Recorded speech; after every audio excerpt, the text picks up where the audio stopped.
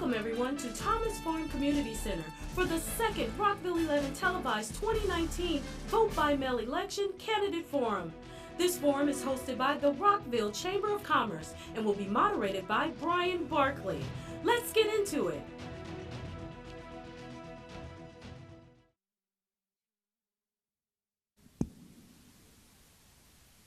Welcome everyone. My name is Margie Graff and I'm the President and CEO of the Rockville Chamber of Commerce.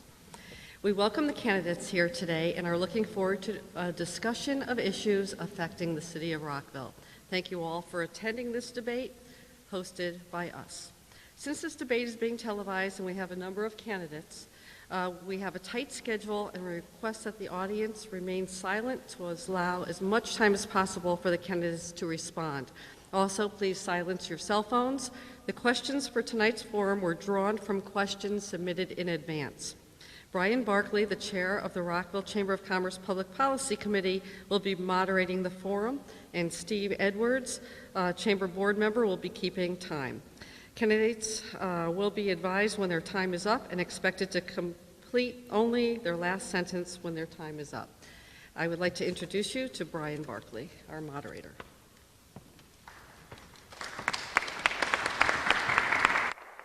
Thank you. I hope that's the last applause because we really do need to move on here. I will say before we start that in politics there's very few things everybody can agree on. One thing I think we can all agree on today is go Nats. Now to the serious part of the program. We have a total of 15 candidates in this year's election. 13 are running for council, 2 are running for mayor. 2 candidates running for for council will not be in attendance today. I do have 1-minute statements from both candidates, and I will read them before the council candidates portion of the forum. First, we will begin with the 2 mayoral candidates. I'm going to ask you to hold your applause. Candidates for mayor are the incumbent Bridget Donald Newton and current council member Virginia Onley.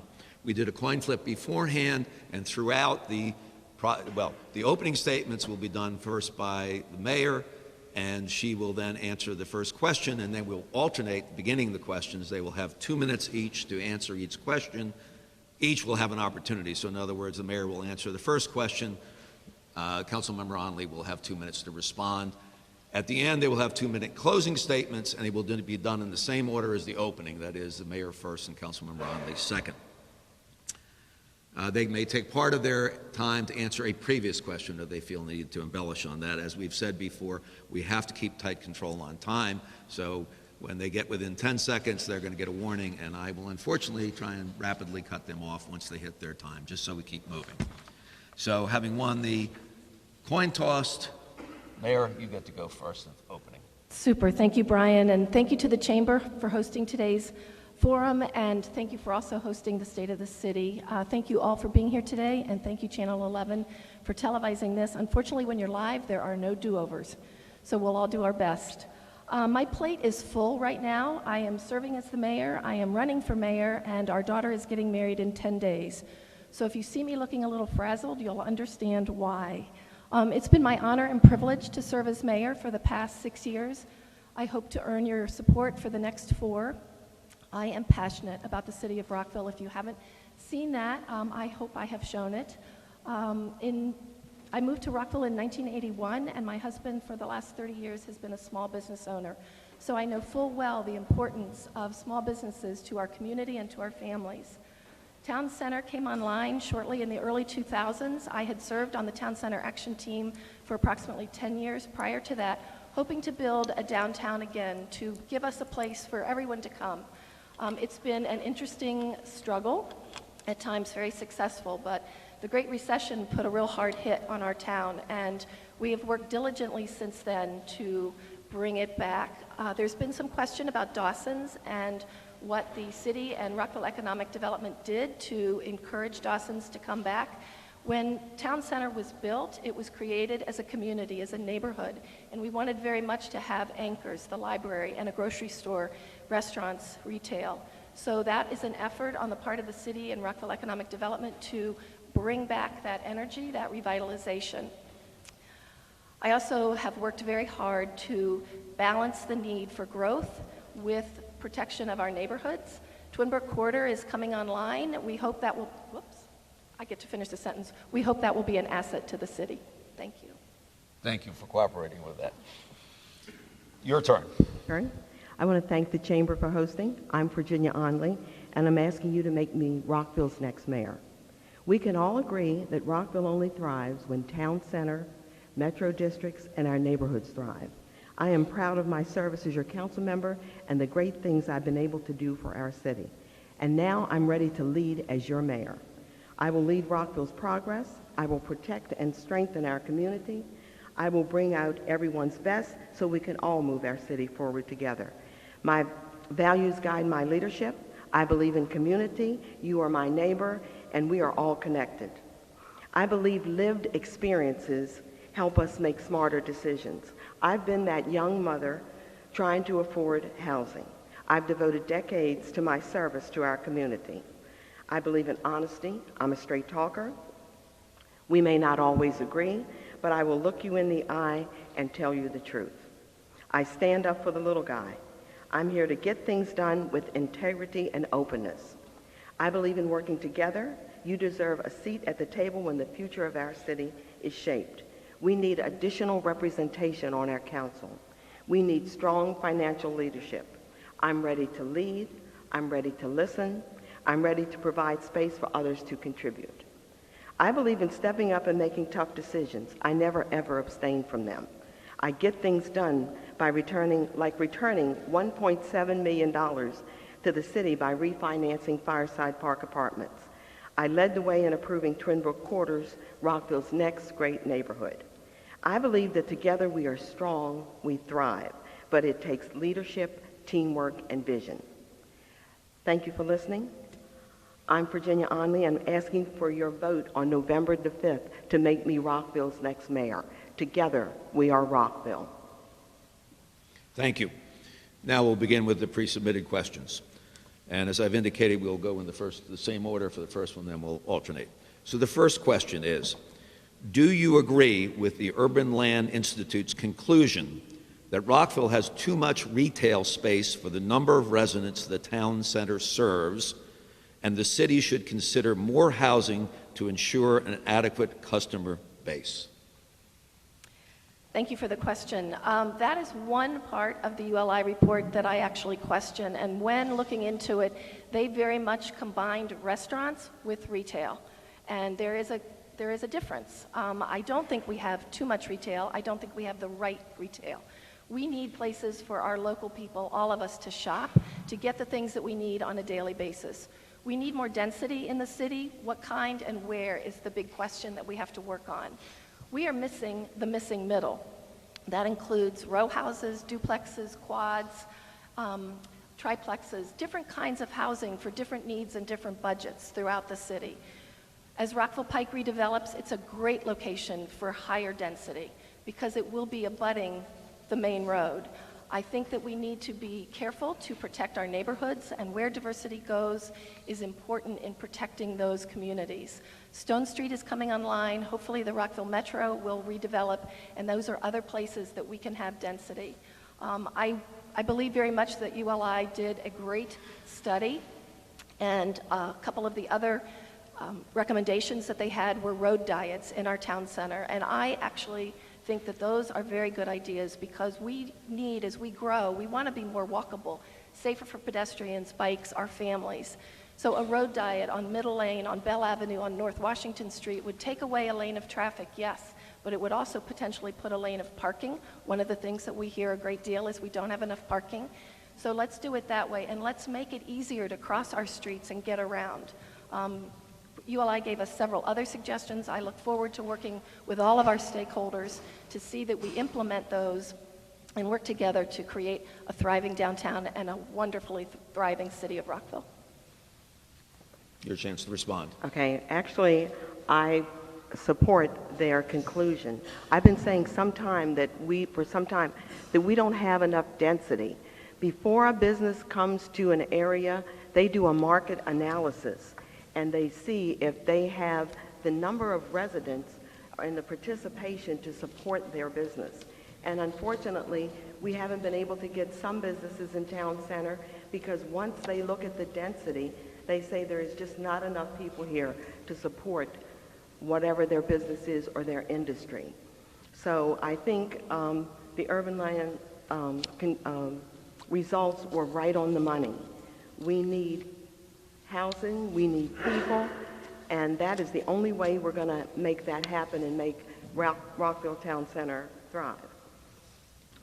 The mayor mentioned that we needed row houses and duplexes, but we also need the land to put those row houses and duplexes. So we need to have a broader conversation before we can make that vision happen. And as far as Federal Realty, a lot of people have said, you know, they bought the wrong business to Town Center. Federal Realty is a successful corporation. They know exactly what will work and what won't work. They've been so successful in other areas, but in those other areas, they've had the density to be successful.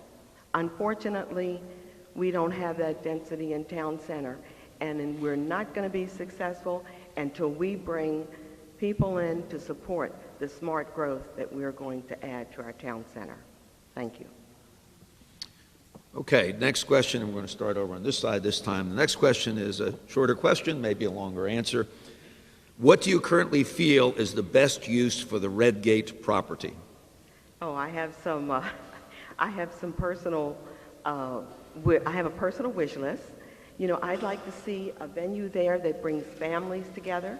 There is a Martin's organization. The NAACP went to Prince George's County to host their spring event, their Freedom Fund banquet.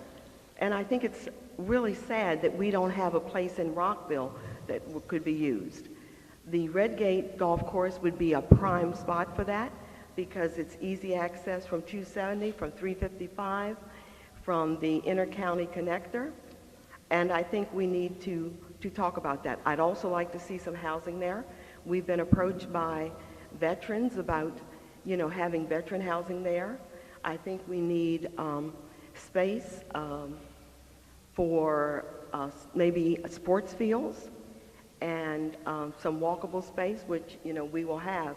But I think that 144-acre property, the vision can be just unbelievable, and it will be an asset to the next mayor and council. I also want to add, am I out of time? Oh, sorry. I also want to add that it's going to go to the next mayor and council. So it'll be their decision to get people together and to come up with a conclusion for Redgate. Thank you. Yeah. The PROS plan, which is the Public Recreation Open Space Plan, will be coming back to the city mayor and council in December, and that plan should inform the discussion that the community and the mayor and council and staff have regarding what amenities we're missing in the city and what we could do with that publicly owned land. The Veterans Administration, as Virginia said, has asked us to partner with them and the state on a retirement community for vets in this part of the state of Maryland, so that is under consideration. I would love to see an arboretum, an amphitheater, some other things that bring people together, as well as a lot of open space for walks, trails, activities. Our cross-country teams have nowhere to run. I've been talking to the high schools. They'd love to have a cross-country track there. I want to go back to the last question because there were a couple things that I didn't mention that I should have. In terms of density in the city, I don't know if people understand, but there are 8,144 housing units coming online in the next several years. Some of those have already been approved, some of those are in planning, and some of those are within the zoning that they hold on those properties. 8,144 units. That will be a big, big jump in our need to get to 10,000 by 2025, or 2030. Secondly, when Dawson's announced that they were closing, I immediately asked for and held a town hall meeting. We had over 400 people attend that meeting, stakeholders, community members, elected officials, and property owners. And out of that meeting, I worked with Reddy, and but I helped, we established a CEO's roundtable of the property owners in the city. And that group has been meeting. They've been meeting very successfully, and through their work, Federal Realty has now hired a new asset manager for the town square. Thank you. Okay. Next question. Do you agree with the ULI suggestion that the town square library site might be better suited as a retail establishment? Goes to me first. Yes. No, I don't. Libraries are great equalizers, and in a city like Rockville, with the diversity that we have, celebrate, and encourage, we have to have places for everyone to go. I think that were we to make some changes, I just ran into a woman this morning when I was out door knocking. I ran into a woman who was concerned about some of our patrons at the library, and we need to work more closely, I think, with Every Mind and our public safety officers to help encourage those people to have other places to go if they're not feeling comfortable. But I believe very much in libraries. They are the greatest equalizer next to our schools. So while I support new opportunities in the city, I'd love to see a kid museum. I'd love to see the Science Center become a bricks and mortar. I'd love to see Adventure Theater move into the city. Dominique Dawes, I don't know if you all have heard that, but Dominique Dawes, the gymnast, is looking for space in Rockville's town center area, not necessarily the town square. But there are a lot of opportunities that we have to bring critically needed amenities and opportunities for our families and our children. I think we need to keep the library the way it is. Actually, I do agree with them, but it's our library now, and we certainly are not going to get rid of our library. But because of the location, the way it sets, the way when you drive on North Washington or 355, it would have been a prime location for another venue that would draw people into town center. But I like that it's our library. I think it's important that we have that library there, and there's nothing that we can do about it now. Hindsight is always 20/20. And as I look at things that I have done in the past, even decisions that I've made as a council member, I said, oh my goodness, wish I could wind the clock back, but you can't. So I do agree it would have been a better venue for another type of business, but it's our library, so it should stay our library. Thank you. Next question. We heard already mention of Dawson. So the question is, when Dawson's Market announced its closing late last year, the city responded by creating the Small Business Impact Fund, the overwhelming majority of which went to subsidizing the reopening of Dawson's under new management. How do you see the future of this fund? It's me? Yes, ma'am. Okay, well, I was very happy that and I did vote for the Small Business Impact Fund because I think it will help businesses come into our city. It was a hefty lift to vote for Dawson's to get the majority of the money. And I'm hoping that because Dawson's got a reprieve, I know I shop there, so I know they're making changes, and I hope they will continue to make changes so that they can be a thriving business. The whole purpose of that fund is to help businesses get up and running, and once we get them up and running, then they can thrive alone. And my hope is that Dawson's makes the necessary adjustments so that they can stand alone. Yes, wasn't my idea, but I went along with it because I thought it was the right thing to do. Dawson's offers a lot to our community. They hire people in our community who need to have a second chance or an opportunity for a job. Bart has worked feverishly with Reddy and the Chamber to reach out and understand what he needs to do in terms of the offerings in the store, what people want to see at the hot bar, and in the food cases. He's a great partner with people who want to go and have meetings there. He's brought in the little library, which is the bookmobile that goes around. I think he is a great asset to the community. We need to continue to support that and encourage those kind of small businesses. When I was on the Town Center Action Team and early in my time here in Rockville, I know that Rockville supports small businesses. That's what we really want to have and not the big chains.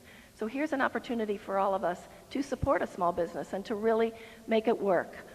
This isn't a lifetime contribution to Dawson's Market. It will be decided annually by the mayor and council whether the funding is there.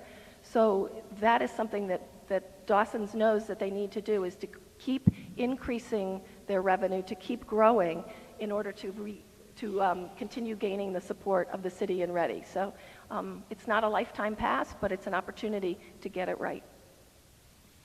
Next question. The city received very high ratings in a recent survey of residents in a number of areas, including quality of life and quality of city services. What areas still need improvement? Your turn at bat, Mayor. Oh, wow. What areas still need improvement? Well, I think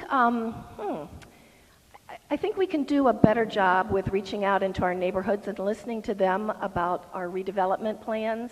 I want to give a shout out to Susan Pittman, the former chair of East Rockville, who worked diligently with the city on the redevelopment of Stone Street and what's going to happen along there. It's critical that we understand as the government side what works. The city worked with Twinbrook TCA to figure out what was needed at the Twinbrook Corridor Plan. My hope is that we will get that land bridge to connect Twinbrook with the new development along the Pike. We have segregated our city in three levels, one by the Metro and WMATA and Rockville Pike, and one by 270. And it's time that we look to ways to bring together. So I think that those are some things that we can do better. I've worked very hard in my time as mayor to put different opinions, different diversity on all of our boards and commissions. I don't know if you realize this, but according to the charter, it's the mayor's responsibility to nominate to boards and commissions and the council's opportunity to confirm. And I have looked at diversity in all ways, not just gender, race, but I've looked at geographic, I've looked at thought, I've looked at experience and time in Rockville to try to bring in a diversity of opinion to our boards and commissions so that they are representative. And I think going forward, that's something that we need to continue and enhance. I also think it would be very great if the mayor and council came together as a team of 5 and really worked together to move the city forward, worked with our appointed, the city clerk, the attorney, the city manager, to really make us all one and not have some division that has been going on for a while. We're better together. I've been saying it for years. We're better together. Okay. The question was how we could make Rockville better. We got a high rating for quality of life. And one of the things that we can focus on, and we are focusing on it, is pedestrian safety. That is the one area that we really need to put a push on. We are working on it, but we need to work harder and smarter. And it's not just pedestrians, it's not just cars. I was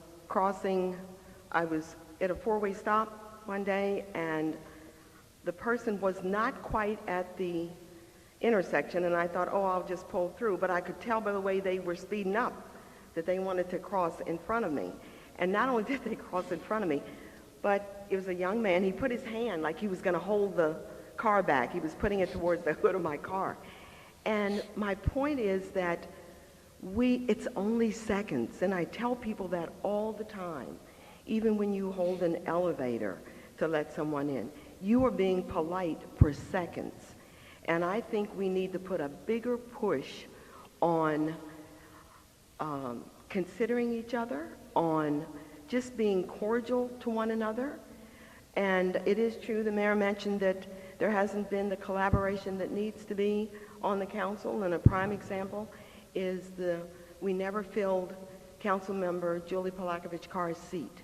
We had 21 great candidates, and everybody interviewed well, but we could not come up with a candidate to fill that seat. And unfortunately, it's hurt us. It's hurt the city. So that is something that we do need to do better, and you need different, stronger leadership to get it done. Thank you. Next question, we come right back to you again, give you a breath for a second. But the question is, what is being done to encourage workforce housing in the city? Well, we do have it in our documents that when a developer comes on, we have the MPDUs. So we do have some of that. I have worked with Rockville Housing Enterprises when I was on that board. I voted to purchase Fireside Park Apartments, which made 236 homes affordable. I also purchased 4 scattered sites, while I was on the RHE board, and I voted for RHE to move forward so that they could continue to make Fireside Park apartments. That vote bought $1.7 million in repayment to the city. They're on target, they're scheduled to close this year. So I think we need to continue to collaborate. We need to work with the county and look for ways to bring workforce housing. But it's simpler than that. It's housing affordability. And we talk about the workforce because they're the people who seem to be the middle people who seem to be hurting when it comes to finding a home. They move farther north so that they can afford it. But we can do a better job in that, and as mayor, I will continue to push for housing affordability. Thank you. Thanks, Brian. Actually, we don't do enough for workforce housing in the city. It didn't get into our documents because, according to staff, there wasn't a good definition. We need to do more to enable our police, our fire, our teachers, our social workers to live in the city of Rockville. But we do that with a continuum of housing, as I mentioned before. You do it with having all different housing that meets the needs and the budgets of everybody. So that is something that I have wanted to see us do more of, and I think we should do more of. I'd like to have the city look at the MPDU again, our MPDU, ordinance again, because I think that we get people in, but we don't allow people to move on. You have to stay in an MPDU unit for 30 years, and then when you sell it, you are controlled by how much you can get for it, which then doesn't allow you to have enough equity maybe to move into another housing. There are families that have come to us. Single man got married, they had a baby, it was okay for him, it was great for him, it was okay for them, it was not okay for two people and a baby. So we need to look at that and see what we're doing and how we can better accommodate all the different people who want to be in our city. I want to jump back to pedestrian safety for a minute because I was one of the vocal supporters, as was Councilmember Feinberg, for the Pedestrian Safety Advocacy Committee. We were in support of that from the very beginning, and there was reluctance on the part of some other council members and our staff because we already had a Traffic and Transportation Commission, and they felt that that was duplicating the services. It's not. We need a focus, a direct, important focus on pedestrian safety. And I know I'm skipping around, but Fireside Apartments cost this Rockville Housing Enterprises $36 million. That was already organically occurring affordable housing. And I think we need to be very careful in the city not to take away our affordable housing, our garden apartments. Thank you. Next question, we stay with you. Demographics of the city have changed enormously over the past 20 years. I'm sure we've all observed that. Question is, how is the city responding to these changes? It's a very loaded question. There are multiple ways. There are multiple ways we're responding. We are creating new boards and commissions. We're opening dialogue with all of our stakeholders. We've just become a sister city with Yilan, Taiwan. I think we are on the cusp of talking about new ways to grow the council. If I'm reelected, I would like to see a charter review commission that we tried to get through this year so that we can have that conversation about the number of people on the council, about what else we need to do in the city to continue the good governance that we all want and expect. I think by growing measurably, modestly, manageably, that's what we need to do, is manage our growth to include all the people. I think coming together with Reddy and the Chamber to support our businesses, to support our communities, that's what it's all about. Bayard Rustin, the elementary school number 5, just came online. They opened 2 years ago. They are now almost at 100%. They have 730 students with a possible full of 740. That's 2 years in.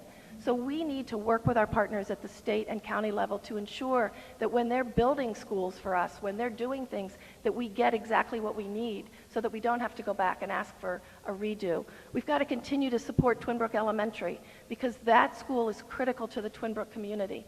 It is the next school that needs to be completely revitalized. It was built in 1956, I believe. It's a year older than I am, and it looks worse than I do. Thank you for laughing. But I'm serious. We need to all pull together in the same direction, and by supporting our schools, by supporting our neighborhoods, and by supporting our businesses, we will continue to grow Rockville in the way that we all want, because we've all chosen to come here. I'm certainly not going to make any comments about age. Your turn. Thank you. The question is, the demographics have changed, and what we can do to embrace that. One of the things that myself, Councilmember Palakovich-Carr, and Councilmember Prashela did, we voted in the Fostering Community Trust Act because we wanted all Rockville residents to understand, and we wanted to put it into law that they were welcome in the city of Rockville. I also tried to get a referendum on this ballot, the November 5th ballot, to increase the number of council members. And unfortunately, that failed on a 2-2 vote. But I think it's important. We have become a diverse city, and it's really important for us to embrace and harness all of the diversity that we have by reaching out, getting people involved, and not just in diversity in your culture, but in diversity in where you live in the city. We haven't done a good job with that, and as your mayor, I will reach out to those individuals so that they know that they have a seat at the table when decisions about Rockville are being made. Thank you. And we'll stay with you for the last question. The last question is, this is a current one. What's your response to the state cutting funding for the CCT? Actually, I was devastated because King Farm was built, when it was built, it's built as a transit community. And I think it was really unfortunate that the state didn't move quickly enough. And as I speak with younger people, and even people like myself who are older, who maybe don't want to drive anymore, transit is important. It's one of the reasons we have the bottlenecks on 355 and 270 and all of the other roads. That transit is well overdue, and I was just, you asked me for my reaction, I'm devastated and disappointed. That's a reaction. Mayor? Thank you. While I think it's unfortunate that the CCT didn't get the support of the city and our council to move to Shady Grove Road where it should be, I think this is a topic that will come back for reconsideration. The CCT should not go through King Farm community right now. King Farm has already solved their transit problem by having their own bus, and they've partnered with their other businesses throughout the King Farm community to provide that shuttle service for their residents and business people. We need to encourage the CCT to go down Shady Grove Road so that it is an economic engine for that part of our city, for those businesses and new developments that are coming for the hospital. That way, number one, you'd save $100 million, which is what the flyover bridge over 270 would cost to get it through King Farm.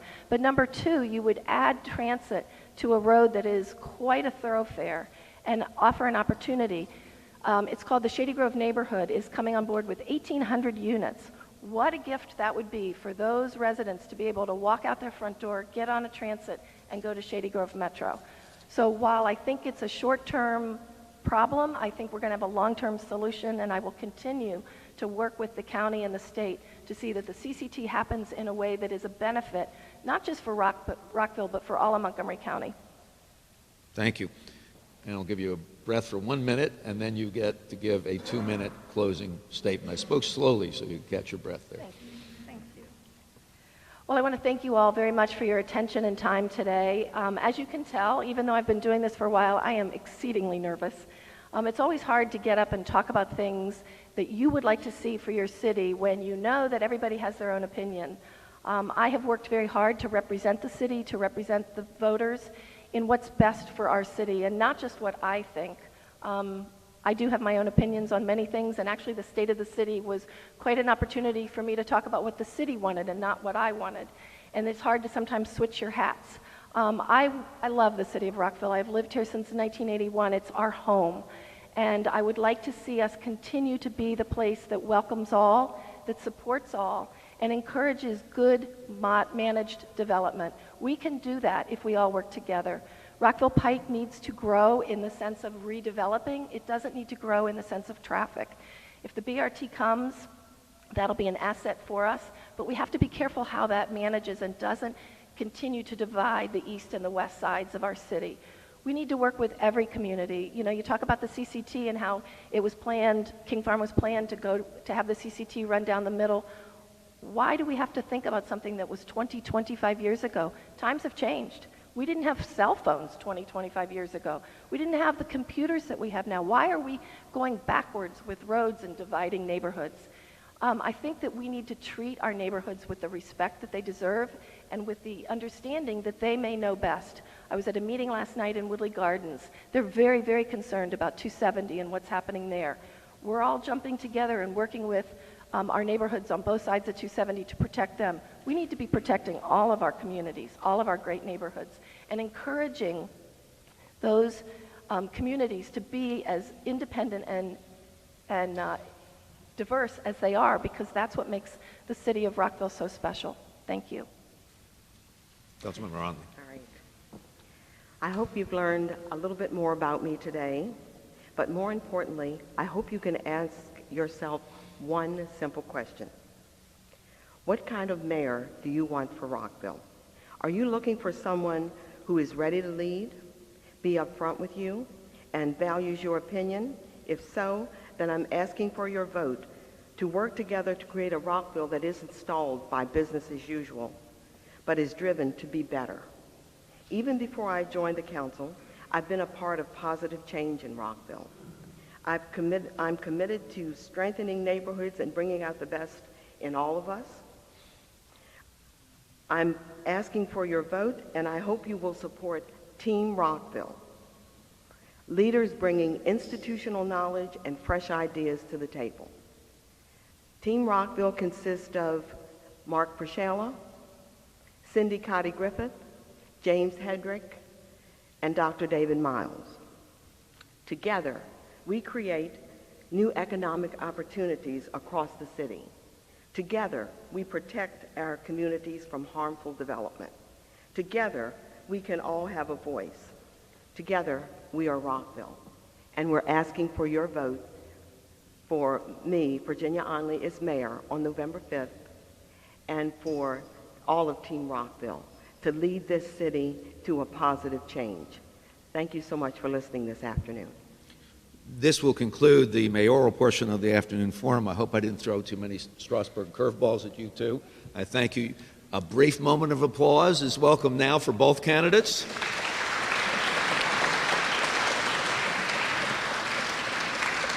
Coming up next, we will begin the council portion with the first 6 candidates joining us. It's on the way right now after this from Rockville 11.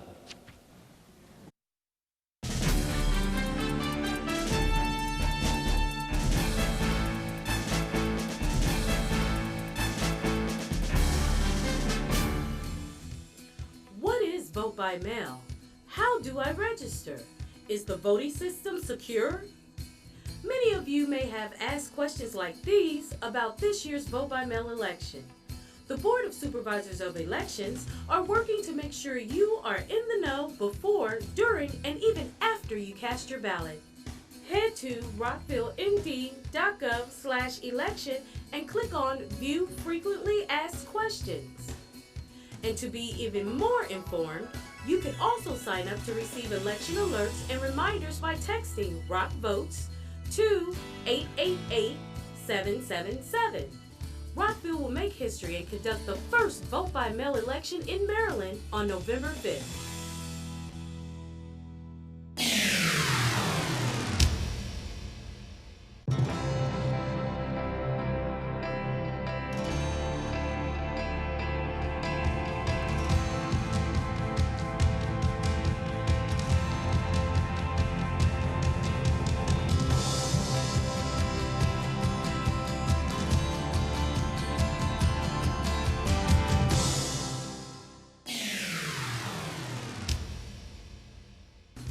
Rockville's historic vote-by-mail election is just around the corner.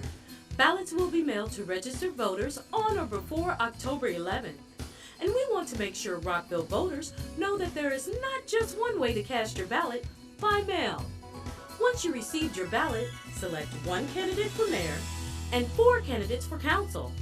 Place the completed ballot in the prepaid envelope and drop it in the mail. Bring it to the drop box. You can also drop off your completed ballot 24/7 in the secured drop box located at City Hall. Bring your ballot to the vote center. On Election Day, you can bring your ballot to the only vote center here at City Hall and fill your ballot out in person. Remember, ballots must be received by 8 p.m. on Election Day, November 5th, and postmarks will not be counted. For more information on Rockville's vote-by-mail election, head to rockvillemd.gov/election.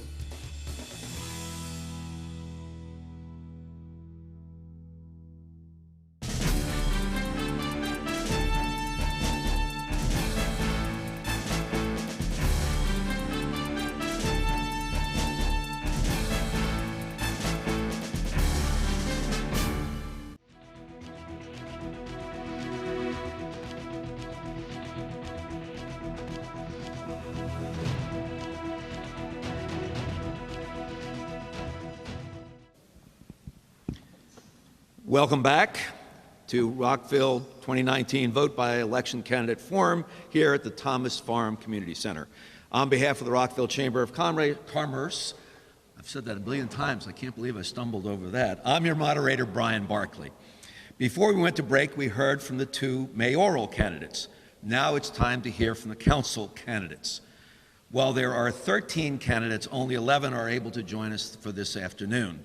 We have split the remaining candidates in 2 different groups.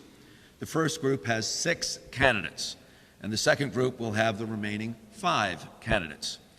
Candidates Cynthia Cody Griffiths and Matthew Perkins are unable to attend. I will now read a brief statement from each of those candidates that was sent to me in their absence. From Cynthia Cody Griffiths. As a member of the Chamber, I certainly did not want to miss this forum. I am in Tucson, Arizona with all the Justice for Our Neighbors executive directors from around the country for the annual roundtable. I first became a member of the Chamber with my online and in-person LLC because as an entrepreneur providing communication services and the news site Rockville View, I knew the importance of supporting businesses in Rockville. When I was hired by DC Maryland Justice for Our Neighbors, I had the organization join the Chamber because in order for Rockville to thrive, organizations, businesses, and government must continually work together to promote the city and create jobs. I participated in the Chamber's Public Policy Committee and Nonprofit Mastermind Group. When I served on the Housing Committee for the 2012 Rockville Summit, our committee joined 3 others to conclude that Rockville was not business friendly. This is a reputation we still endeavor to change, and this is one of my priorities. We recently learned that 10 Northern Virginia localities have formed an alliance to create a regional brand. Rockville cannot exist in a silo and must continue to fund Rockville Economic Development, Inc., and expand and formalize our cooperation with Montgomery County and Gaithersburg to form a broader economic development partnership to work on our housing, transportation, and education issues so that employers want to be located in Rockville. The next statement, I'll read exactly the way it was given it to me. I am not Matthew Perkins, but he is running for Rockville City Council. Matt is unable to be here today due to work travel, which he is sure this audience understands, but I will be reading this statement on his behalf. Thank you to the Chamber of Commerce and Rockville 11 for hosting and televising this event. I applaud all my fellow candidates for their efforts and commitment to making Rockville an extraordinary place to live. Thank you to the audience for your interest in the upcoming elections. My main priorities include promoting and expanding this type of involvement and civic participation, establishing the infrastructure and physical resources for Rockville to thrive as a 21st century city, promoting equity and opportunity with a focus on supporting small business opportunities. Please visit my website, mattperkinsforrockville.org. It's not my website, it's his. or visit my Facebook, Instagram, or Twitter accounts by searching @Matt4Rockville. See what my vision is for Rockville's future and join the discussion by letting me know what's your vision. Now I'll explain briefly the format for the council candidates portion of this afternoon's forum. Council candidates, as I have said, have been split in two groups. We've done it by alphabetical order. First group of 6 are seated right now. The second group will join us later. Candidates are seated in alphabetical order. Each candidate will have no more than 30 seconds, I know it's brief, but we're pressed for time, for their opening statement, which we will start in alphabetical order. There will be 2 questions for each group, and each group of candidates will have different questions. The first question will be addressed in alphabetical order, and each candidate will have 1 minute to answer. Again, we'll have a timer to warn you when you have 10 seconds left. The second question will be addressed in the reverse order. Candidates will have 1 minute to answer the question and have the option to spend part of the minute on the previous question if they so choose. Then each candidate will give a 30-second closing statement, again in alphabetical order, starting to my far left. Not a political far left, my far left. Candidates will be made aware of their time remaining and will be required to stop promptly. We will have a 3-minute break between groups. Candidates, once we have completed, we ask that you really move quickly so we can get the next group in. And again, we ask the audience to hold their applause and keep your cell phones off, please. Now, as I said, hold your applause. I'm just going to briefly introduce by name the 6 candidates who are here, starting at my left: Monique Ashton, Beryl N. Feinberg, Richard Gottfried, James Hendrick, Quan Lee, and Charles Littlefield. Hopefully I said everybody's name properly. Okay. Question number 1, starting in alphabetical order. The opening statement? Yeah, I guess we better do opening statements first. So that's why I have you here to remind me what I should do. Start with you. Sorry about that. I think I did that the last time, too. Go ahead. That's okay. Good afternoon. My name is Monique Ashton, and I seek your vote November 5th. As a Senior Vice President, I have helped to support and grow businesses. I will bring that expertise and experience to foster economic growth and support and attract small businesses to help our town center, to support and strengthen the 270 Tech Corridor, as well as Rockville Pike and other business centers in Rockville. As a community advocate, I work tirelessly for our communities as a leader representing Rockville schools. I help to contribute to the biodiversity elementary school, which helped to reduce the portables. And I've lived in East and West Rockville for more than 15 years. I will work to support strong schools, smart growth, engagement, economic growth, and environment and safety. Thank you for your time. Next. I'm honored to be your Rockville City Council member for 2 terms. I have 3 decades of budgeting and program analysis in Montgomery County government, including at the Office of Management and Budget. But I don't just have a theoretical knowledge of business and finance. I grew up with a father and grandfather who ran a small business in northern New Jersey. I know the challenge of meeting a payroll and dealing with economic fluctuations and downturns. I apply my professional experience with the lens of people on the front line. Next. Good afternoon, Rockville residents. My name is Richard Gottfried. I would personally like to thank the Chamber of Commerce for hosting this debate today. I'm a longtime resident and a certified public accountant practicing in the city of Rockville for over 29 years. I'm a previous chamber member who volunteered on 3 chamber committees. It's nice to see some familiar face chamber members in the audience today. I'd personally like to thank the city of Rockville residents who supported my previous candidacy for Rockville City Council 2015. I hope to earn your vote again in the 2019 election. Hello, my name is James Hedrick. I'm a career civil servant and a father of 2. One of the primary focuses of my campaign is economic development for the city of Rockville. I have literally traveled all the way from Puerto Rico to Alaska doing economic development work in my career and as a professional. I think I can bring some of that experience here to Rockville. We've got too many young families and too many of your kids and maybe grandkids that have to travel an hour plus commute to their jobs. I think we can jumpstart our local economy. I think we can bring some businesses here to Rockville. Selfishly, I have a 2-hour commute and I'd rather not. That's about 5 seconds. That about gets you the most of it, all right? Thank you. Next.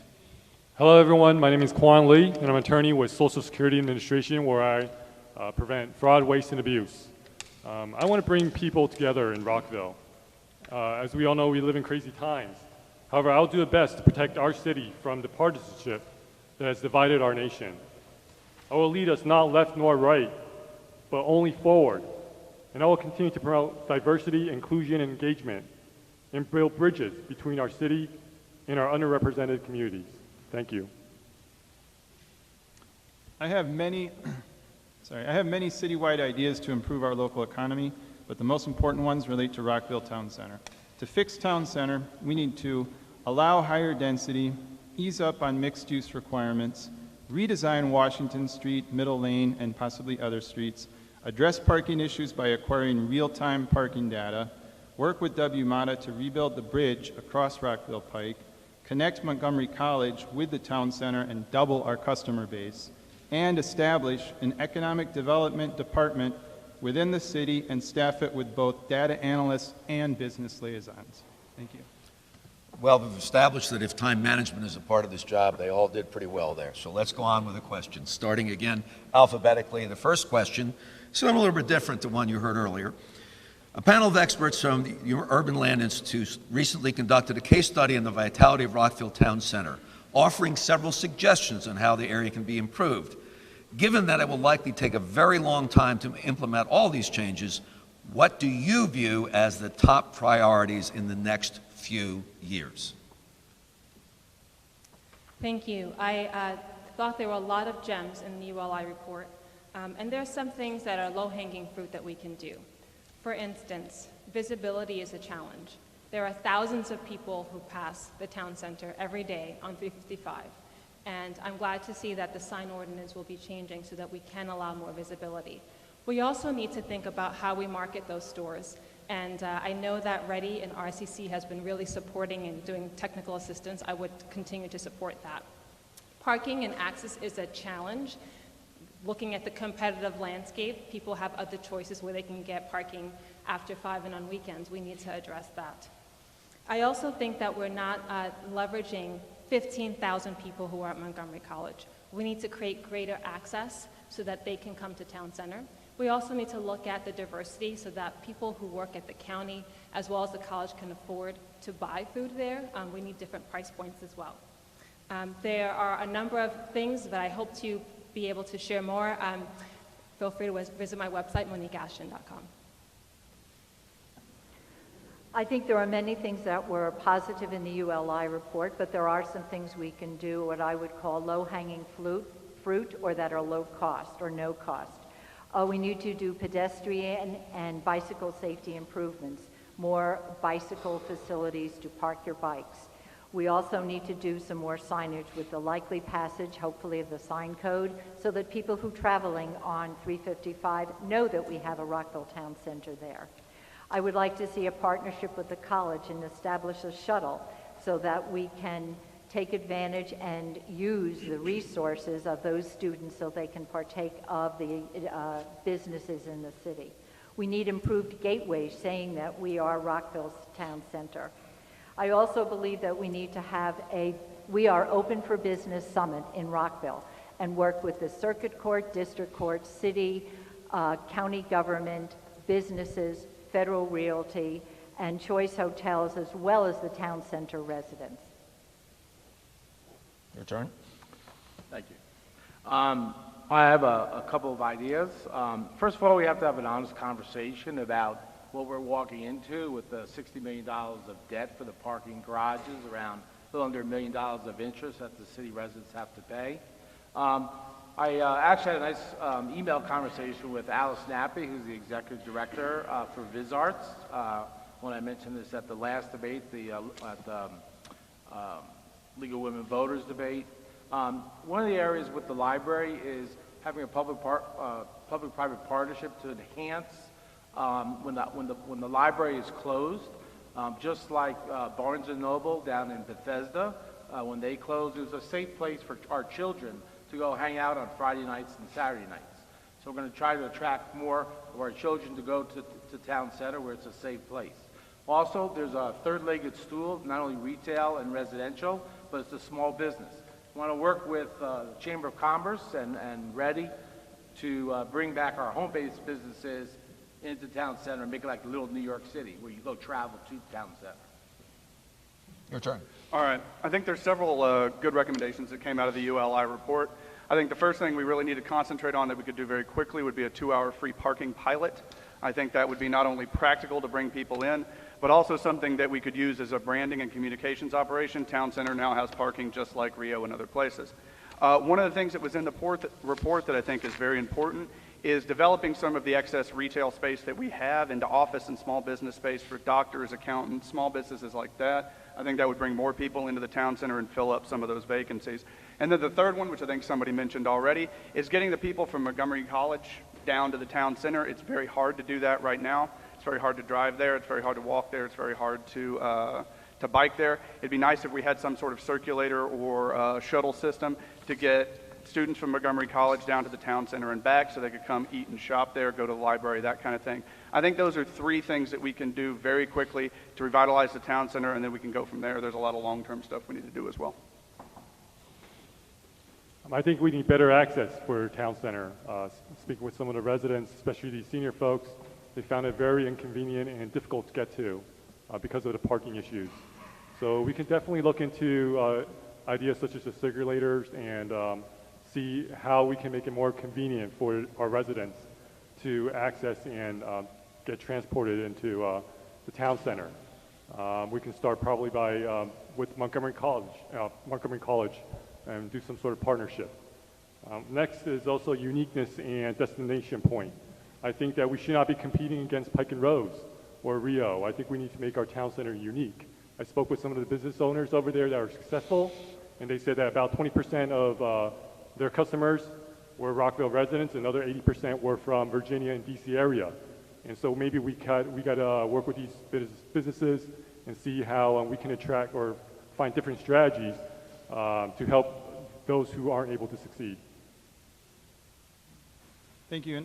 In my opening statement, I presented a list of ideas. All of those we can start on right now. Some of them we already knew about, but some were also confirmed and presented by the ULI study, which was a good study, by the way. The only thing I can add is there were some things in there that I didn't mention that we can also work on. Namely, we were talking about the library earlier and whether it should be retail or not or something else. It's not a good place for retail. Retail is suffering across the United States right now. Barnes & Noble went out of business in Bethesda. How do we expect it to work in Rockville Town Center? What we do need is something institutional that can bring foot traffic in.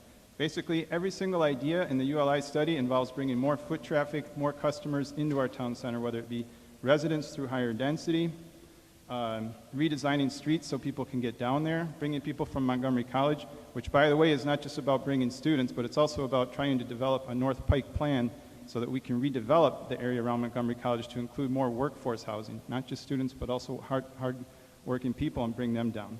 All of these things we can start on right now. Some may take longer, like the bridge, the renovation of the bridge across the Pike. We'll have to work with WMATA. But most of them we can start on our own, just with the city, and then expand out to other entities that are stakeholders in the town center. Thank you. Okay. Second question, we're going to go in reverse order, so I'll give you a breath for a second while I read the question, then you get to go again. How would you reconcile the needs of town center for more density with the APFO school standards? Thank you for that question. I first innocently got involved in Rockville politics in 2010, about a decade ago, by volunteering as a resident to be on the APFO committee, which at the time studied the APFO, and the idea was that residents would come up with their own opinion on it. I will say that my opinion on it is that I like a strong APFO, but more importantly, that over the 10 years, one thing I've learned is the APFO has become one of the most divisive things about our city, and we need to move beyond it. And I hope that this election and these campaigns move beyond it now, and that the next government find a way forward. The way forward is to not go with this side or that side, either slate. The way forward is to find a middle ground. So when it comes to the town center, the one thing that I would do is I would say, let's keep our APFO strong. The residents, the students, the parents of students deserve that. But let's, yes, find a way that if we need to have high density to keep our town center alive, we can do that, either through a waiver or an exemption. To me, that makes the most sense, and it is the middle ground between the two opposing viewpoints on the APFO. Thank you. I agree that the APFO, we have to keep it strong. But I do also believe that it needs to be updated and looked at depending on the situation and its current circumstances. I do believe that it's not a hindrance to to growth or development. More density does not guarantee that we will solve the town center issues. I believe that the way to solve the issues is really to get everyone to come on board and to work with each other, to bring in developers, bring the builders, bring the business owners in town center, and have a discussion about how to solve the issue. Oh, that is a good question. Thank you for asking. I think that one of the things we need to do is use the APFO and the need for residential and town center to leverage more money out of the developers. Our issue with the schools is a capital problem. We need more money to build more schools, to have more capacity. And I think that it's a good opportunity to use the APFO to leverage that kind of money out of the developers, get it where we need it to go, and use it to construct the schools. We didn't do that. We didn't follow up in a couple of situations. I think we need to do that as well. But we need the residential there, particularly along North Washington, that was part of the UIL study, to make sure that town center continues to thrive. If it continues to thrive, we're going to have the money, we're going to have the revenue that we need to make sure that the rest of the city thrives, and to make sure that we have the infrastructure and that we have the schools to serve everybody in our communities. Yes, I'm very supportive of the APFO. I know Beryl's going to head me for a second, but I'm going to hold the line on 120%. Sorry, Beryl. The real issue is that when we look at our budget, and you're going to combine density and town center, is right now we're at $11.6 million of deficit in our infrastructure costs, water, sewer, parking. We have to really address that. It's offset when you look at our budget by density and the property taxes we have, which gets us $18 million, but we're hiding our $11.6 million deficit. So we still have a net $7 million, but we have to make sure that we dwindle down for our infrastructure costs. We also have to have a sustainable traffic plan. We have over 5 new developments, and as the mayor stated, it's going to be about 8,100 or to 10,000 residents, and they're going to bring their cars, unfortunately, and probably their scooters as well. We have to, when we talk about schools and APFO and overcrowding, we have to be in partnerships with our commercial spaces that are vacant, Montgomery College, if they have available space, and we have to work with the state. And having passed the run for the Montgomery County Council at Large, I have those relationships, and I also work at Montgomery College, so I'll be an asset there. Thank you very much. People have moved to Rockville for many reasons. But most often when I'm door knocking, what do I hear? It's schools. It's the great amenities we have here. And what did the APF do? It came about in 1973 in the county. It was adopted the first time in 2003 in the city because there was a recognition that our development was outpacing the infrastructure. The infrastructure is not just schools, it's also water and sewer. It is roads, and it used to be fire. In the city of Rockville. But we do have to have more things for economic development. We can try and work with the Arts and Humanities Council of Montgomery County and Montgomery County Arts to try and get some of our arts organizations into the city and to be a part of our downtown area. We also do need to resolve the parking because we've heard that repeatedly. That is a barrier for people to coming. But the upzoning, which I've heard about from many people, from the literature I've read, doesn't always solve the problems. Thank you. I actually first moved to Rockville because I looked and found that the town center was being developed in the Planning Commission online. And so that was a big draw for me, and as well as our schools. It was a place for me to be able to be a part of a thriving city, as well as give my children a healthy start in life. So I do not believe that it should be town center versus schools and APFO. I believe that we need both. Businesses want to move here in communities that are striving and vibrant, and people want to be able to have adequate infrastructure. So I don't look at them as one versus the other. I did have a chance to work with long-range planning. I know that schools is one of the big issues that has come up at the end of last year, and they have allocated or put in into the CIP, the Capital Improvement Plan, the building of Crown, which will help to alleviate some of the school issues that we have. With that said, I believe that it's not right for our schools to be overcrowded. Portables are not okay. And we need to make sure that we are planning for our infrastructure. Thank you. Okay. So to continue my baseball analogy, it's the bottom of the ninth, and you now get to be a closer. Your turn to start.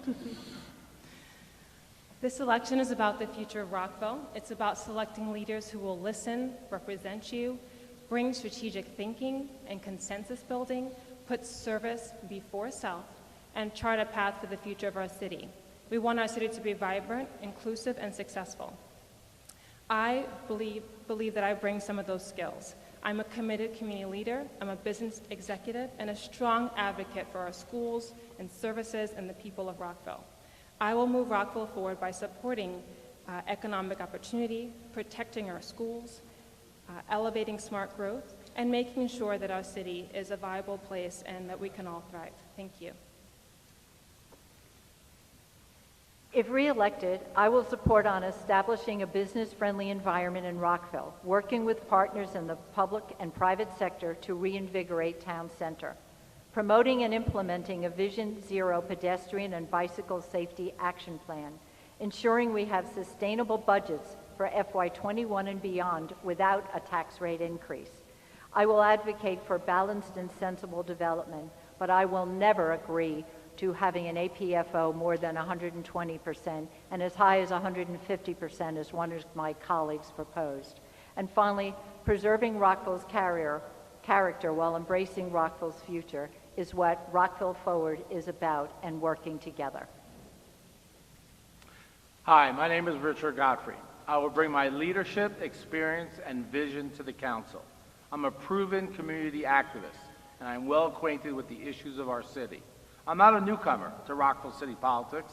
If elected, my goals would be: 1, preserving our parks, especially Red Gate Park. 2, if the state decides to widen I-270, I'll be advocating against eminent domain for Rockville property owners. 3, create a sustainable plan to address future growth and increase traffic. To learn more about me, please visit my website, www.votegodfrey.com. As I said, my name is James Hedrick. I'm a father of 2 and a career civil servant, as I mentioned. The reason that I'm running is to create a hometown for my children.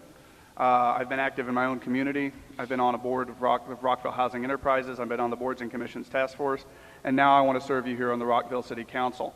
Like I said, my background is in housing and economic development. I want to create a hometown for my kids that not only works today, but works 10 years from now, 20 years from now, 30 years from now, decades in the future. So that's why I'd ask you to vote for me. I've got a background in some of the issues, economic development and housing. I've got 2 kids, and I want to combine that experience in personal and professional and bring it to the council. Thank you. Our city will continue to grow, and I think everyone agrees on that. The difference, however, is the pace of growth. Growth should not happen overnight or rapidly. It must be gradual. Gradual growth allows us to evaluate the impact of growth on our existing infrastructures. More importantly, it allows us to evaluate whether our residents of Rockville is ready for it. We must first address the concerns of our residents, because it makes no sense to create a new environment to attract future residents to only force the existing residents to move out. Thank you. For the last 10 years, I've volunteered my time working with city staff and mayor and council on planning, zoning, economic development, and other issues. As a planning commissioner, I have earned the respect of those who have worked with me. I have listened fairly to both sides of every case, cast votes that impact people, reviewed and approved new development, and have guided the drafting of our current 2040 master plan. The potential role our city can play in economic development is yet untapped. I'm running as an independent candidate, not part of any slate, and if elected, will help keep this government from becoming polarized and unable to take the actions needed to help business and better shape the future economy of our city. Thank you.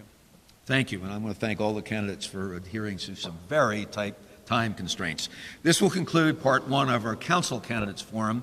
Coming up next, we will have the remaining 5 council candidates on the stage. I don't know if this is a stage, it's a gym floor, but it's close enough.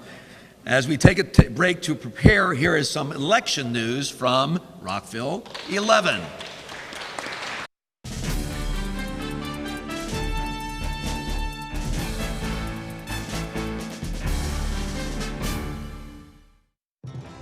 Rockville will make history in 2019 and become the first city in Maryland to conduct a vote-by-mail election. And Rockville's Board of Supervisors of Elections has the task of ensuring that voters have confidence in this new process. The BSE is a 5-member body appointed by the Mayor and Council. They are charged with conducting all city elections and stands by its mission to conduct fair and open elections that are safe and secure, protect the integrity of your vote, and maintain a transparent, accurate, and efficient election process.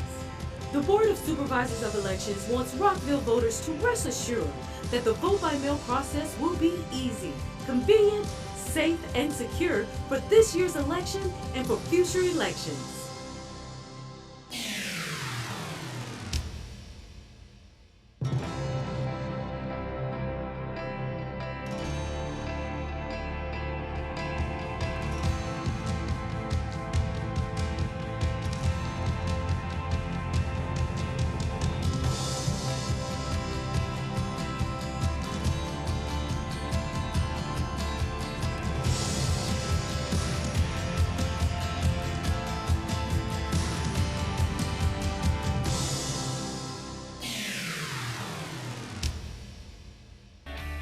Rockville is preparing to make political history by conducting its first vote-by-mail election. And the City Clerk, Director of Council Operations, along with the Board of Supervisors of Elections, takes another step to make sure that this election is easy, convenient, safe, and secure.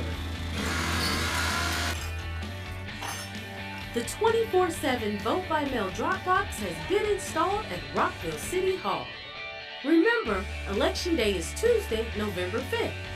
And this election, you can mail your ballot in, drop your ballot in the secure drop box, or you can even come to the Vote Center on Election Day from 7 a.m. to 8 p.m. at City Hall. Ballots are being mailed to all registered Rockville voters between October 6th and 12th. If you don't register by the deadline, on Election Day, you can still register and vote at City Hall. For more information on the 2019 vote-by-mail election, head to rockvillemd.gov/election.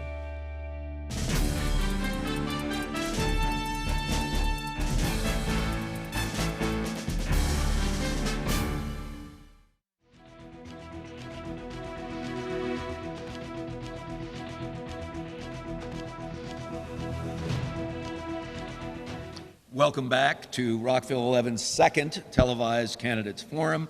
This one hosted again by the Rockville Chamber of Commerce. For those of you who've been here, you know I'm Brian Barkley, but somebody just tuning in, I am the moderator this afternoon. We've already heard from 6 council candidates. Now it's time to hear from the remaining 5 candidates who have now been seated around me, again in alphabetical order, starting at my left, Donald A. Masters, Brigida Mulligan, David Miles, Mark Priscilla, and Susan Pittman. And again, this time I'm going to get it right. We're going to start with opening statements, starting over here. Sir, you get to go first. Hello, my name's Don Masters, candidate for City Council. I've lived in in Rockville for almost 4 years, coming from Arlington, where I lived before for 35 years. I have a broad range of experience in residential commercial construction when I was younger, in marketing, information technology, and also working with persons with disabilities. We moved to Rockville and we really enjoy it here. I found it is a very wonderful place. Next. I'm Brigida Mulligan and I love Rockville. I know the issues and have the experience needed to serve on the City Council. I've served on the Rockville Planning Commission for 7 years. I worked with large budgets during my 36-year career with the federal government. I believe in fair representation. I believe we should expand the City Council to more neighborhoods so more neighborhoods are represented. I believe it is time to right-size city government, scrutinize the budget, have more oversight, identify duplication of county services. Thank you. My name is David Miles. Serving others is the underlying principle guiding my personal and professional life and is the reason I'm running to serve you as a member of Rockville City Council. Service is the reason I chose to complete a residency at Johns Hopkins and then go on to serve in the Navy. Serving the most vulnerable is why I joined the PTSA at Julius West, the Opioid Awareness Committee here in Rockville, and the Mental Health Advisory Committee at the county level. My name is David Miles. I'm asking for your vote in this election for City Council. Thank you. My name is Mark Pershela. I've been a business owner for 10 years and a member of the chamber for about that long. I was the president of the Town Center Action Team. I was the first liaison to Reddy from the mayor and council for 4 years, and I helped birth the Maryland Women's Business Center. I also led the first council that I was on to create the Rockville Summit that brought together residents, businesses, education, government, and nonprofits. That really was an effort to bring together all members of the community and all points of view. Thank you. Good afternoon. I'm Susan Pittman. I'm running for City Council because there are issues facing us now and that we will face in the future that require a pragmatic, practical approach and creative problem solving. As president of the East Rockville Civic Association, I have a demonstrated record of working effectively with diverse stakeholders, everyone from residents to city staff and council to our local and prospective business owners. These leadership experiences will be invaluable at City Hall. Thank you to the Chamber of Commerce for the opportunity to share how I'll help move Rockville forward. Okay, thank you. Now we're going to start with questions again, starting in alphabetical order. So we come all the way over to you on my left. How should the city address concerns about parking in town center?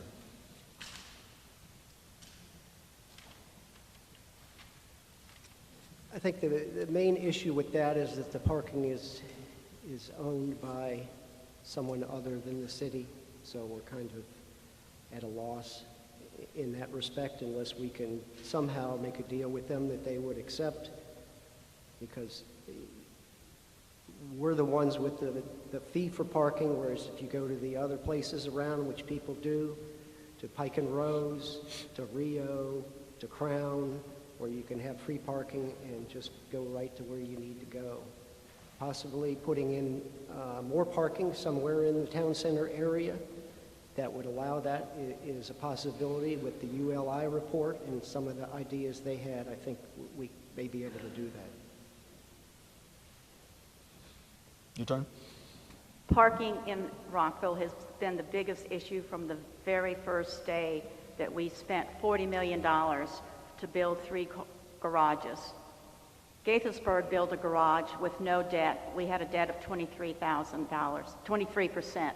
What I propose, and I've been telling this to the voters, is that we should have free parking after 5 o'clock and on weekends. And I have to tell you that has been unanimous with the voters. Because the people around town center who can walk go there, but the rest of Rockville doesn't, so that was resonating with them. We've been subsidizing the parking, so why not let that be an advantage to all the other Rockville residents? I have a thought that the city could do later, and that is to work with Ramada. That parking surface that is across the street should be a high-rise parking garage, because when we develop the rest of the 60-acre town center master plan, you're going to need more parking, and we need to do a partnership with WMATA. I'd like to expand the lens on that question. My wife passed over 2 jobs because she could not afford or find affordable, accessible, high-quality child care. What if we had a high-quality, accessible child care center there in town center? What if she drove her car, parked at that garage, left it, dropped my daughter off, took the train to work, came back home, picked my daughter up. Oh, she forgot to get milk. She can go to Dawson's, get some milk on the way home.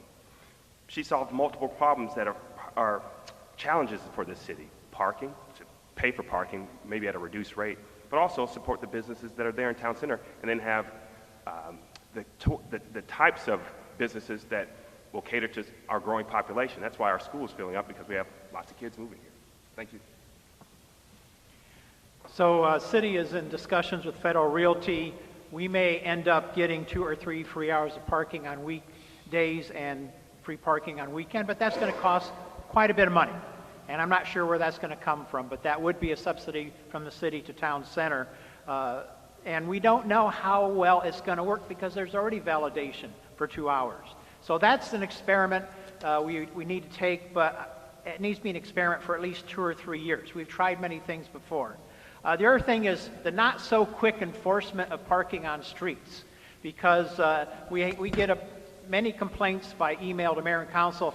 I was 1 minute late to my car, and I got a $50 ticket, and I'm never coming back to Rockville Town Center again. So I think I've suggested like a little warning for 10 minutes, and after that, then you get the $50 ticket. The Urban Land Institute report recommended that whatever we do, it needs to be standardized across garages. And the policies need to be better communicated and easy to understand. I know sometimes I go to one garage and it's one thing, and I go to a different one and it's something else.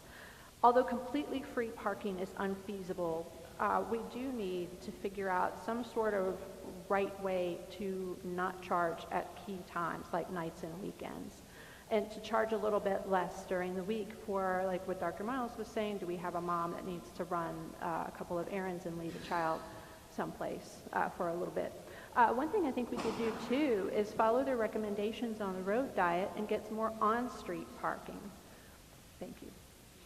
All right, we're going to come right back to you to start the second question. The second question is, did you support or oppose the Twin Brook Quarter project, and why? I supported the Twin Brook Quarter project. It's something that the neighborhood believed in and really wanted. It was meaningful to many of the people who live in Twin Brook, and it helps us to revitalize the Pike. We don't have to choose between schools and development. And the mayor and council, even though it was a very contentious process, the mayor and council did find a flexible solution and a way forward that got the Twin Brook Quarter project launched, but also honored the APFO school capacity threshold of 120%. And that's the kind of leadership that we need, but without all of the drama and the contention. That fight, and I was at City Hall almost every time it was talked about over the fall and the winter, it was very detrimental to us as a community, and we need to find more flexible solutions and a way forward so that that kind of thing stops happening. Yes, I was the one on the council, along with Councilmember Onley, who strongly supported Twin Brook Quarter right from the start. You can look at champion projects. I was the creator of those. And when we found out suddenly that school capacity test was going to stop the Twin Brook Quarter project, it was I who suggested that around metros and for champion projects we can go up to 150%. And it turns out that these projects more than pay for themselves for school capacity just through their impact fees, and that's not counting the property tax that we get year after year that funds more schools. So I was a strong supporter of it. I took a lot of heat from that. Eventually, school capacity standard was raised on a 3-to-1 vote, and eventually Twin Brook Quarter itself on a 4-to-0 vote. But I'm the one who strongly from the start gave that flexible solution, and I took the heat for it. As a general principle, I support any growth that brings housing, businesses near areas of transportation and removes cars from roads. I believe there was about a 43% reduction in the parking that was going into this particular project.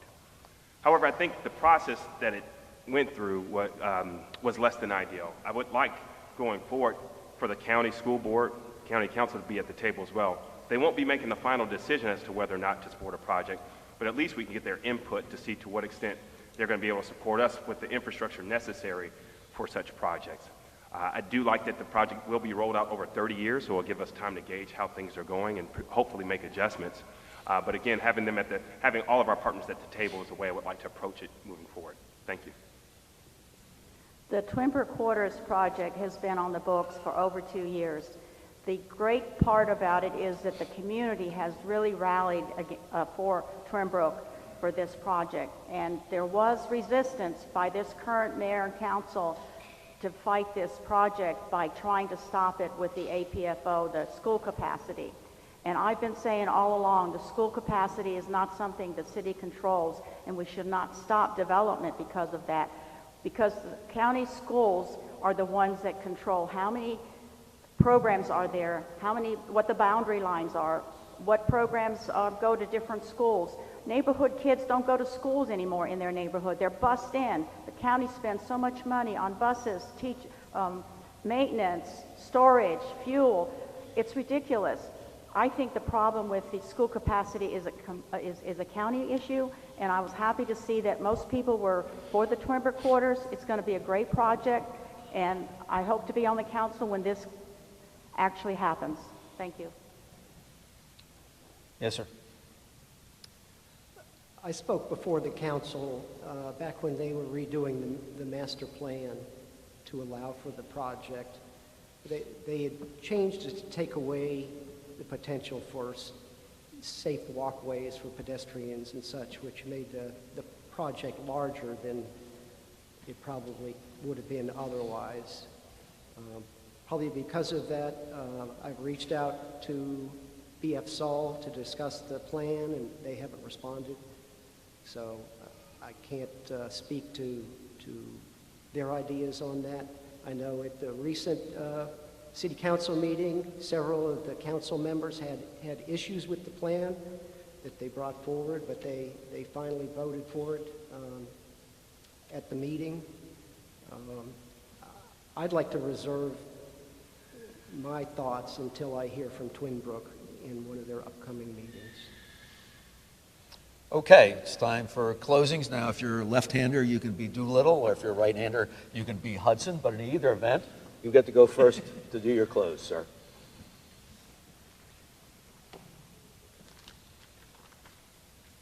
I'm different from some of the other candidates, as I believe the council needs vision to see a bigger view of the importance of the city in the local economy and to solve some of the problems and issues that don't seem to go away. And I promise to be a voice for all the communities in the city of Rockville. If you have any questions, concerns, ideas for me, please visit my website at masters4rockville.com, where you can contact me. I would also like to meet you in your community, so please reach out to discuss the issues of interest to you, and where we will have more time to talk on the issues. Thank you. I'm Brigida Mulligan, and I love Rockville. I've been here for 54 years. I want to get things done for the community. For 36 years, I have committed myself to working with the city of Rockville through various programs. I want to listen to the voices of all of Rockville. I want to work to hold the line on Rockville taxes and fees, bring oversight and scrutiny to the budget, support residents and small businesses, have more representation from the communities, keep citizens informed, make Rockville a diverse, vibrant city by keeping our neighborhoods affordable and safe. I'm running for Rockville City Council for the same 3 reasons I moved here. 1, I want to work with our county council and school board to create optimal learning environments, good schools, produce good kids, and a great workforce. 2, I want to make sure that our streets are safe to walk along so that our employees, as well as our customers, can access our businesses safely. 3rd, I plan to expand affordable workforce housing. The people that keep this city running should afford to be able to live here. My name is David Miles, and I want to build a Rockville that works for everyone. Thank you.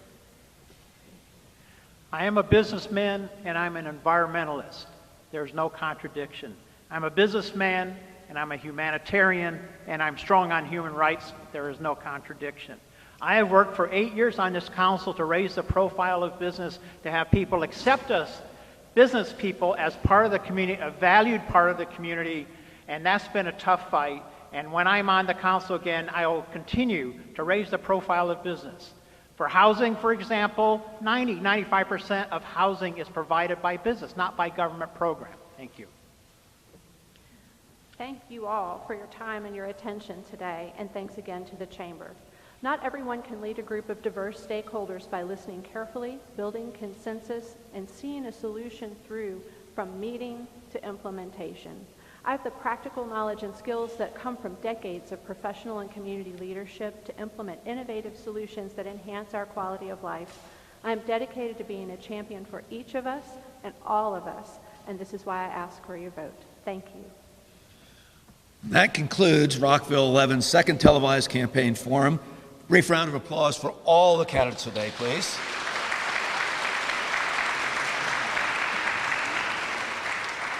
Please remember, Rockville's 2019 vote by mail election is November 5th, and you can find more election information by heading to rockvillemd.gov/election and sign up for text alerts by texting ROCK VOTES to 888-777. Even I can remember that.